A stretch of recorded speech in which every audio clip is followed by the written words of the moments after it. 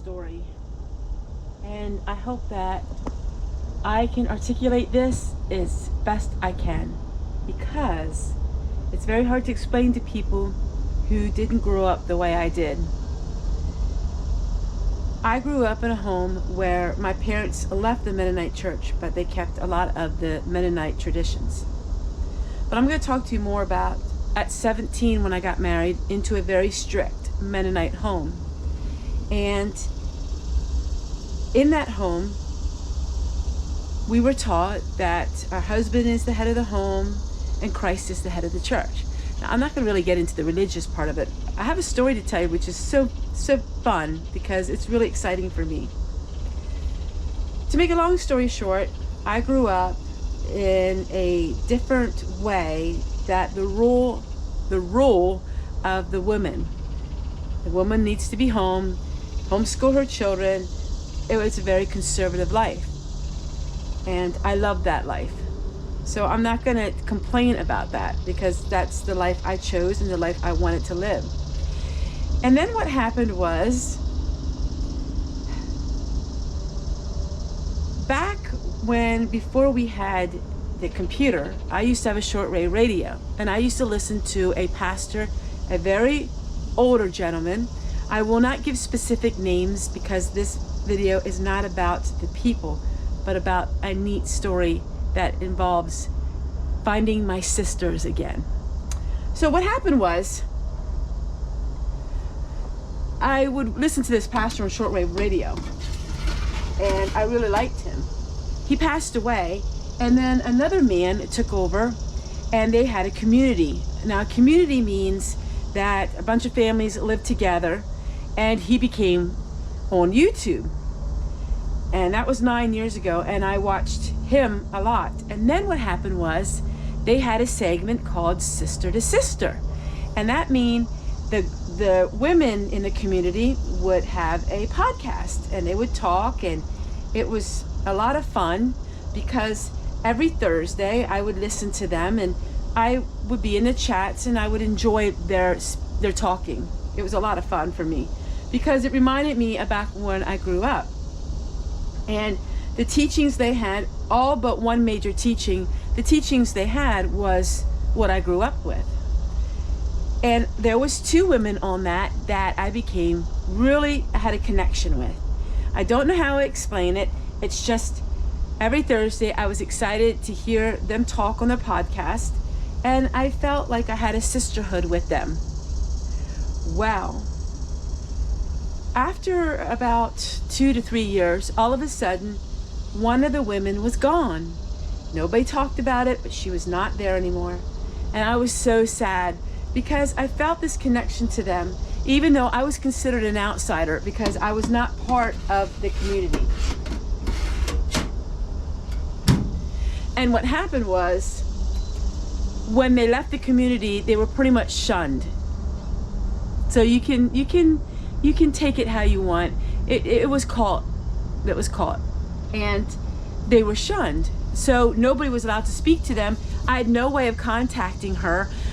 I just had no way to keep the relationship going with her. And I was really saddened by it. But I did love the broadcast. I loved it. It was so much fun because they were talking about a lot of things that I could relate to in my young marriage and growing up years. And then what happened was, all of a sudden, the main friend that I had, she was gone. She was gone too. And that was it. Because I watched it because of them, because I felt the Holy Spirit. It was just an amazing experience for me. Well, what happened was, she left the community as well. I got a hold of her after a lot of research. And then, just recently, I got a hold of the other woman that meant so much to me in my life. And now the circle is complete. I'm not going to give you no names or anything like that because their identity is very special to me, and keeping their privacy is very, very special to me. But I found these girls again, and they talk about how they lived in this community and they realized that it was a community, there was a lot of things that happened in that community that they left. Their husbands and their family, they left. But I have them. And I am so happy. I'm like, my last wish on this earth would be to meet both of them face to face, and I will do that in my lifetime because they meant so much to me. After my parents died a couple years ago, I felt like I lost my way. I felt like I missed out, and they filled my heart with so much joy because they were teaching the things that I was taught, you know, about being a homemaker, being a stay-at-home mom, and being the keeper of the home. And they talked about the husbands and loving your husbands, and you know, a lot of things that would be very foreign to a lot of women in today's society. But it just reinstilled in me values that I hold dear. And while this is not a talk about that, it's just a talk about how the sisterhood and how you can have sisters that aren't blood relation to you. You can have family that isn't your blood relation. And these two women are closer to me than any sister I ever had. And I absolutely love them, and I'm able to talk to them now, and we're able to share our life together. And it's just absolutely an amazing experience. And I believe fully that the Lord allowed that to happen in our lives. And it's something about having a close friend, and that's something I never had because I got married at age 17. I didn't graduate high school. I was a mother, I was a wife, and that's what I was, you know. And I didn't have, my friends were out having parties, going to the mall, you know, going to prom and doing all of the, going to college and all of these things. And I felt like I had a friendship. And that's kind of why I think so many people enjoy my YouTube channel, is because I don't see you as a number. You are my friends. Because I came from a place of I was very naive. I came from a place I didn't have a lot of social skills. I came from a place that was pure in my heart, and I just wanted to be your friend. I wanted friends, and that's why I started my YouTube channel. Because our son said, you know, Mom, I think that you would find some friends and find people. And boy, have I ever found friends. And it's been just such an amazing experience for me. And I started out with this humble person, and I remain this humble person that when it comes down to it, all that I wanted was just some friends. And I have all of you. And it's just amazing when you lose touch with somebody that was really important at a very crucial time in your life, and then all of a sudden you reconnect with them again. You know that it has to be God, because there's just no way possible it could happen without Him. There are things that happen in our lives every single day that you have to say to yourself, you know what? This is divine intervention. This is something that couldn't just happen.